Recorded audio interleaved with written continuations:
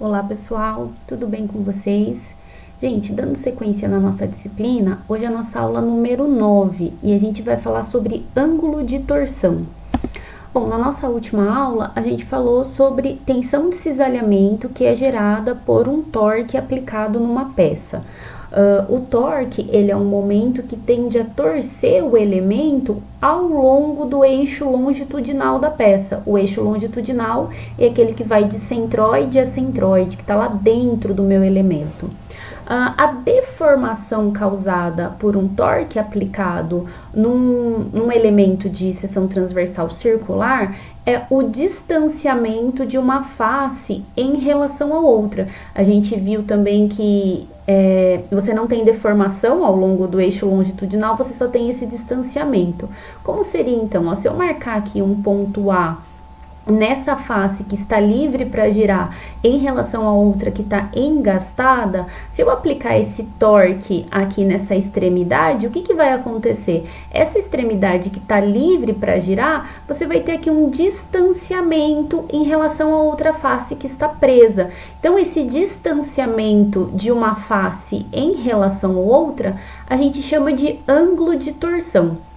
O ângulo de torção ele é representado pela letra grega φ e ele é diretamente proporcional ao torque e ao comprimento. Isso quer dizer que quanto maior a magnitude do torque que eu estou aplicando, maior vai ser o ângulo gerado, maior vai ser esse distanciamento.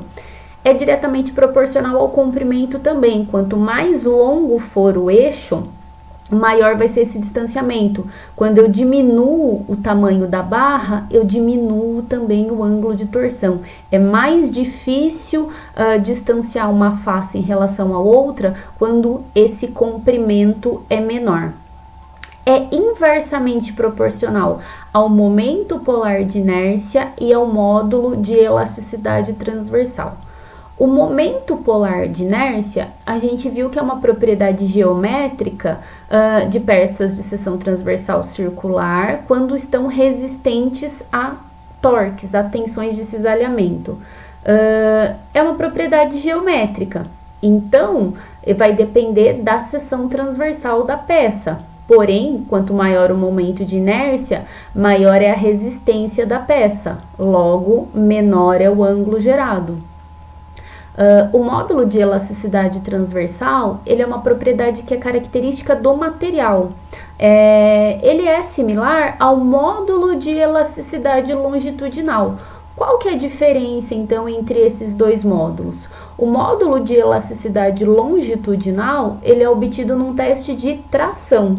O módulo de elasticidade transversal, ele é obtido num teste de torção. Essa máquina que está aqui apresentada para vocês é uma máquina de torção. Você tem aqui o corpo de prova preso em uma das extremidades e na outra extremidade você tem o torque sendo aplicado.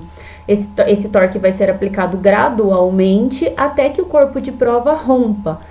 Esse corpo de prova, ele tem as dimensões garantidas por normas ASTM, para que a gente possa comparar os valores obtidos em qualquer local. Então, eu posso comparar um teste feito aqui no Brasil com um teste feito na Europa, por exemplo, porque ele foi executado de acordo com a norma. E assim eu obtenho esse módulo de elasticidade transversal, né, que seria a rigidez daquele material a um esforço que está agindo não no sentido longitudinal, tá? Então, essa é a diferença entre o módulo de elasticidade transversal e o longitudinal. O ângulo de torção, se a gente fizer o dimensionamento de unidades aqui entre essas variáveis, ele seria adimensional. Porém, quando a gente olha aqui, o que a gente está medindo é um arco trigonométrico e a unidade para representação de arco trigonométrico é radianos. Radianos é a unidade, mas para efetuar os cálculos a gente vai usar a calculadora no modo normal mesmo, tá? Bom, então o ângulo de torção, ele vai depender do torque, do comprimento, do momento polar de inércia e do módulo de elasticidade transversal. O que acontece? A gente vai dividir a barra, o eixo, em trechos. E aí vai depender das características da barra. Então, o primeiro passo para conseguir determinar o ângulo de torção é determinar o torque interno resultante em cada seção, né? Então, se eu tiver um único torque aplicado na barra, eu não preciso montar o diagrama. Porém, quando a gente tem vários torques aplicados, você precisa saber qual é o torque interno resultante em cada seção.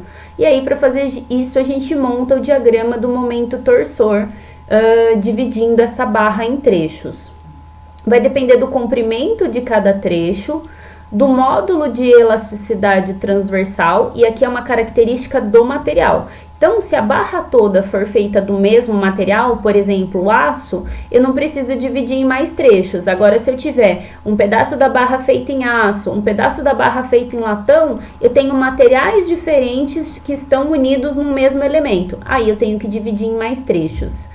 Mesma coisa serve para o momento polar de inércia. Ele é uma propriedade que depende da seção transversal da barra, depende do raio da barra, correto?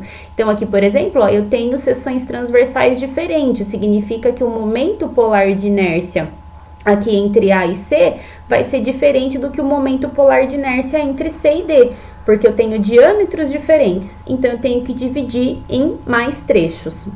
E o ângulo de torção resultante na barra vai ser o somatório de todos esses trechos, né? Então, eu vou dividir em trechos, vou calcular qual é o ângulo de torção em cada trecho e vou fazer o somatório desses trechos para determinar qual é o ângulo de torção resultante naquela barra. Vamos fazer um exemplo. Engrenagens acopladas ao eixo de aço com a extremidade E fixa, sujeitas aos torques mostrados. Adote G, módulo de elasticidade transversal 80 GPa e diâmetro da barra 14 milímetros. Determinar a máxima tensão cisalhante da estrutura e a rotação do eixo em A. Então, aqui está sendo solicitado duas coisas. Vamos calcular a rotação do eixo A. Então, ó, tá preso aqui em E, está engastado em E. Eu tenho aqui 3 torques agindo nas engrenagens e eu quero saber qual é o ângulo de torção da extremidade A em relação a E. O eixo gira livremente dentro do mancal B. Então, primeira coisa, foi fornecido para a gente o diâmetro. Mas para tudo que a gente vai calcular aqui, a gente precisa do raio. Então, já vamos fazer, ó, diâmetro dividido por 2 é igual ao raio.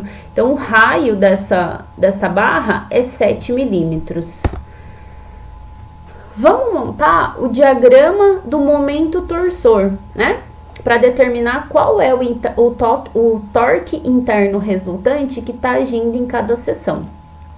Quando eu tenho o meu eixo engastado em uma das extremidades, a gente sempre começa a montar o diagrama do momento torsor pela extremidade que está livre, tá? Então, aqui, ó, minha extremidade livre é a extremidade A. Em A, eu tenho um torque agindo em sentido anti-horário. Lembrando que aqui a gente está usando a regrinha de sinal da regra da mão direita. Horário é negativo, anti-horário é positivo. Então, aqui eu tenho um torque no sentido anti-horário. Esse torque, ele é positivo. Aqui B é o mancal, mas a gente já sabe que gira livremente. E eu não tenho nenhum torque agindo. Então, do ponto A até o ponto C, o torque que está agindo é esse torque positivo de 150 Nm. Então, de A até C, o torque que está agindo ele é positivo, 150 Nm. Quando chega em C, eu tenho um torque em sentido horário, sentido negativo, de 280 Nm. Então, em C, eu tenho 150 positivo, menos 280, isso resulta em menos 130 Nm. Então, lá em C, você vai de 150 positivo até menos 130.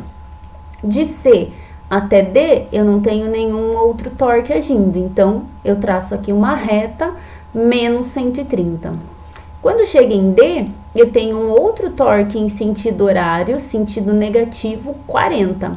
Então, em D, menos 130 com menos 40, menos 170 Nm. Então, de D até E, menos 170 Nm. Quando chega em E, você tem a reação do apoio, que faz com que zere o diagrama do momento torsor. Então, só para a gente anotar aqui, ó, o torque interno resultante entre A e C é 150 positivo. O torque interno resultante entre C e D é menos 130. O torque interno resultante entre D e E é menos 170 Nm. Então, agora, eu já tenho determinado quais são os torques que estão agindo nos trechos. A gente vai precisar do torque de cada trecho, do comprimento de cada trecho, que está indicado aqui, do momento polar de inércia e do módulo de elasticidade transversal. O módulo de elasticidade transversal foi fornecido no enunciado 80 gigapascal. Então, 80 vezes 10 elevado a nona Newton por metro quadrado. Para eu calcular o momento polar de inércia, o momento polar de inércia de um eixo maciço é π sobre 2 raio à quarta. Então, a gente já determinou o raio 7 milímetros, para fazendo a conversão para metros, 7 vezes 10 elevado a menos 3 metros, elevado à quarta. Isso fornece um momento polar de inércia de 3,77 vezes 10 a menos 9 metro à quarta. Feito isso, eu tenho todos os dados que eu preciso para montar o meu cálculo do ângulo de torção. Aqui, a gente tem três trechos, o trecho AC, o trecho CD e o trecho DE. Então, ó, vamos começar aqui pelo trecho AC. O torque interno resultante agindo nesse trecho é 150 Nm. Lembrando que o sinal indica para a gente qual é o sentido da rotação. Como eu quero saber o ângulo de torção, aqui o sinal me importa, então eu não posso esquecer de indicar o sinal. Então, ó, 150 positivo, o comprimento do trecho AC é 0,4 metros, 0,4 metros. O momento polar de inércia 3,77 vezes 10 a menos 9 e o módulo de elasticidade transversal, o G, 80 gigapascal. Giga é 10 elevado a nona, então 80 vezes 10 elevado a nona Newton por metro quadrado. Então, esse é o trecho AC. O trecho CD, o torque interno resultante agindo nesse trecho é menos 130 Nm, menos 130 Nm. O comprimento desse trecho são 0,3 metros.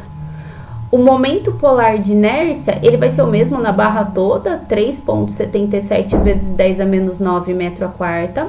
E o módulo de elasticidade transversal, também, a barra toda é feita do mesmo material, 80 vezes 10 a nona Newton por metro quadrado. O trecho DE, o torque interno resultante agindo nesse trecho, menos 170 Nm. O comprimento desse trecho, 0,5 metros. O momento polar de inércia e o módulo de elasticidade transversal são os mesmos. Fazendo o somatório dos trechos, a gente chega em menos 0,2122. Lembrando que fazendo o dimensionamento aqui é dimensional, mas o que a gente está medindo é um arco trigonométrico. Então, a unidade para a medição de arco trigonométrico é radianos. O que acontece aqui, radianos não é uma medida muito usual, a gente não tem uma noção do quanto é esse distanciamento. Então, a gente acaba convertendo para graus que a gente consegue ter uma noção melhor do quanto foi esse distanciamento. Uma circunferência mede 2π, meia circunferência mede π radianos. Então, meia circunferência mede π radianos e em graus representa 180 graus, 0,2122 radianos x. Então, fazendo aqui uma regra de 3 simples, eu consigo converter essa rotação para graus, onde a gente consegue ter uma noção do quanto foi esse distanciamento de uma face em relação à outra. Então, ó, menos 12,58 graus. Lembrando que esse menos está indicando para a gente o sentido da rotação. Então, significa que está girando em sentido horário, né? Menos 12,58 graus em sentido horário. A outra pergunta era para determinar a máxima tensão de cisalhamento no eixo. Voltando aqui no diagrama do momento torsor, o que acontece? A máxima tensão de cisalhamento na estrutura, no eixo, ela vai acontecer aonde tiver o maior torque sendo aplicado. Porque o material é o mesmo, não tenho variação de material, e eu também não tenho variação de momento polar de inércia. Ele é o mesmo na barra inteira, porque ela tem o mesmo diâmetro. Então, o que vai determinar aqui nesse eixo qual é a tensão máxima vai ser o torque. Avaliando o gráfico, o trecho DE é o que eu tenho maior torque. E aqui a gente tem que lembrar que não importa o sinal. Por que não importa o sinal? Porque o sinal indica apenas o sentido da rotação, mas em magnitude o maior torque é nesse trecho. Então, no trecho DE é onde ocorre a tensão máxima de cisalhamento, que eu tenho aqui 150, 130 e 170. Então, aonde eu tenho o maior torque é aonde ocorre a tensão máxima de cisalhamento. A tensão máxima de cisalhamento é torque vezes raio sobre momento polar de inércia. Torque vezes raio sobre o momento polar de inércia, a tensão máxima é 315,65 vezes 10 a sexta Newton por metro quadrado. E aqui você não precisa representar o sinal, porque você já sabe o sentido da rotação. Vamos fazer mais um exemplo. O eixo horizontal AD está engastado a uma base rígida em D e submetido aos torques mostrados na figura. Foi feito um furo de 44 milímetros de diâmetro na parte CD, seria essa parte aqui tracejada entre C e D, o que nos indica que esse trecho CD ele é tubular. Sabendo que o eixo inteiro é feito de aço, para o qual o módulo de elasticidade é 77 gigapascal, determine o ângulo de torção na extremidade A. Então, eu quero saber o ângulo de torção da extremidade A em relação ao ponto D, que é o ponto onde está ocorrendo o engastamento. Então, no primeiro passo, a gente vai determinar o diagrama do momento torsor. Então, toda vez que eu tenho um eixo que está engastado em uma extremidade, você sempre começa a montar o diagrama pela extremidade que está livre. Então, no ponto A, eu tenho um torque em sentido horário, sentido negativo, de 250 Nm. Isso ocorre de A até B. Então, traço uma reta de A até B, 250 Nm. Quando chega em B, eu tenho um torque em sentido horário também, negativo, de 2.000. Então, em B, menos 250 com menos 2.000, menos 2.250 Nm. De B até D, eu não tenho nenhum outro torque agindo. Traça uma reta. Quando chega em D, você tem a reação do engastamento que faz com que zere o diagrama. Então, anotando os torques internos resultantes, torque AB menos 250 Nm, torque BC menos 2.250 Nm e torque CD é o mesmo, na verdade de B até D, né? De B até D é menos 2.250 Nm. Aqui o que acontece? Na hora de fazer o cálculo do ângulo de torção, a gente vai ter que dividir em dois trechos diferentes. Por quê? O trecho BC ele é maciço, de diâmetro 60 milímetros, e o trecho CD ele é tubular, de diâmetro externo 60 e diâmetro interno 44. Por isso eu fiz a anotação aqui, já separado, porque a gente vai ter que separar em três trechos, um trecho AB, um trecho BC e um trecho CD. Fazendo o cálculo dos momentos polares de inércia, então, eu tenho aqui um trecho AB, que o diâmetro é 30 milímetros, tá indicado aqui, certo? Então, o momento polar de inércia para a seção maciça é π sobre 2r a quarta. Lembrando que ali estava indicado o diâmetro, então dividido por 2 a gente tem o raio, que é 15, né? dividido por 2, a gente tem o raio, que é 15, passando para metro, 0,015. Então, π sobre 2r é a quarta.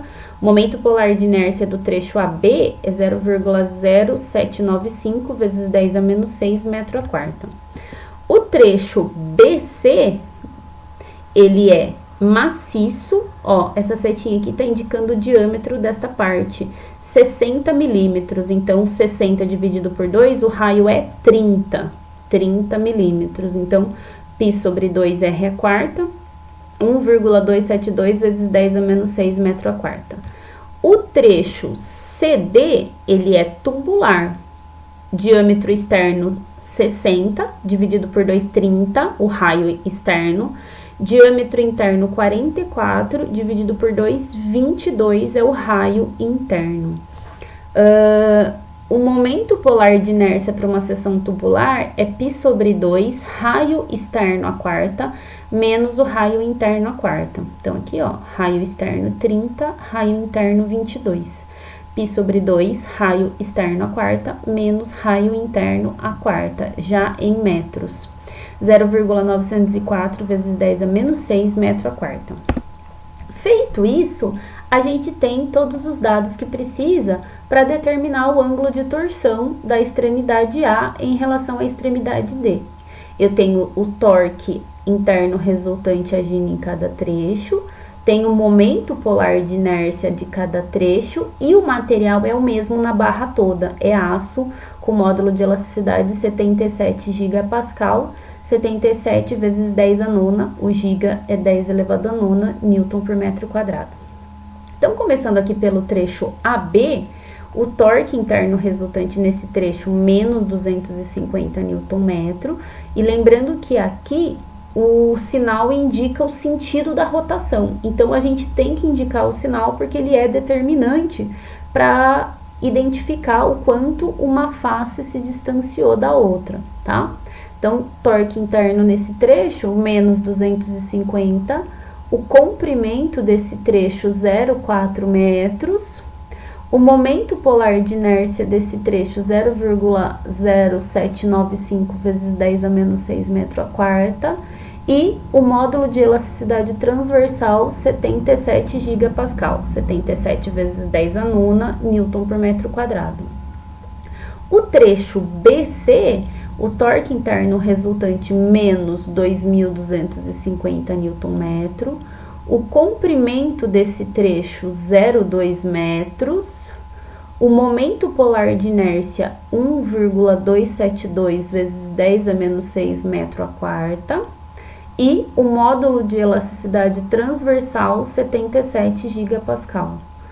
O trecho CD, o torque interno resultante nesse trecho é o mesmo, menos 2.250. O comprimento desse trecho, 0,6 metros. O momento polar de inércia, 0,904 vezes 10 a menos 6 metro a quarta. E o módulo de elasticidade transversal, 77 gigapascal. Fazendo o somatório dos trechos, dá menos 0,0403 radianos, que é a medida do arco. Para a gente converter isso para graus, que é uma unidade que a gente tem mais familiaridade, metade de uma circunferência mede π radianos e equivale a 180 graus. Menos 0,0403 radianos x, fazendo aqui uma regrinha de 3 simples, isso fornece que x é igual a menos 2,31 graus. Então, significa que a face A se distanciou em relação à face D 2,31 graus. E o sinal de menos indica pra gente que essa rotação foi em sentido horário, em sentido negativo. Bom, gente, a aula de hoje é só. Muito obrigada pela atenção de vocês.